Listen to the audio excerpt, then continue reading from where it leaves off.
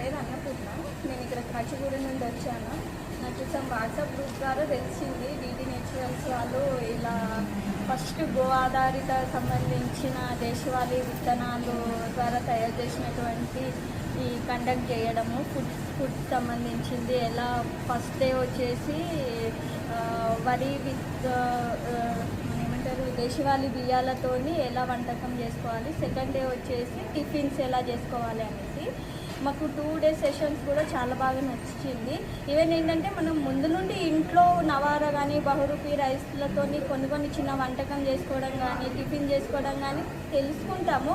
But ఇక్కడ ఏంటంటే ప్రొఫెషనల్గా మనం ముందు ఎలా వెళ్ళాలి, ఇప్పుడు మనం ఏదైనా పెట్టుకోవాలనుకున్నా చిన్నగా ఏదైనా హోటల్ లాగానో ఏదైనా పెట్టుకోవాలనుకున్నా కూడా మనకి ఎలా అనేది నాకు ఇక్కడ ఏంటంటే నచ్చింది. వాళ్ళు ఓపికగా అన్ని రకాలుగా మనకి ప్రతిదీ డీటెయిల్గా ఎక్స్ప్లెయిన్ చేశారు.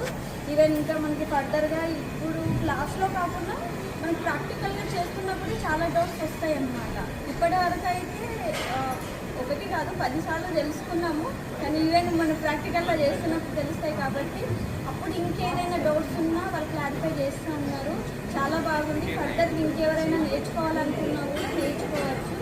ఈవెన్ మనం ఏదైనా ఫంక్షన్లలో కూడా ఇలాంటి ఫుడ్ని మనము రికమెండ్ చేసి మనము చేసుకోవడం వలన వచ్చిన వాళ్ళకు కూడా అవేర్నెస్ వస్తుంది అన్నమాట. వచ్చిన అతిథులకి కూడా ఓకే ఈ ఫుడ్ బాగుంది, ఈజీగా డైజెషన్ కావడము, ఎవరైనా హెల్త్ ఇష్యూస్ ద్వారా ఉన్న వాళ్ళు బీపీ కానీ కాన్స్టిపేషన్ ప్రాబ్లం ఉన్న వాళ్ళకు కూడా ఆ నెక్స్ట్ డే ఫుడ్ తిన్న వాళ్ళకి చాలా ఈజీగా డైజెషన్ కావడము.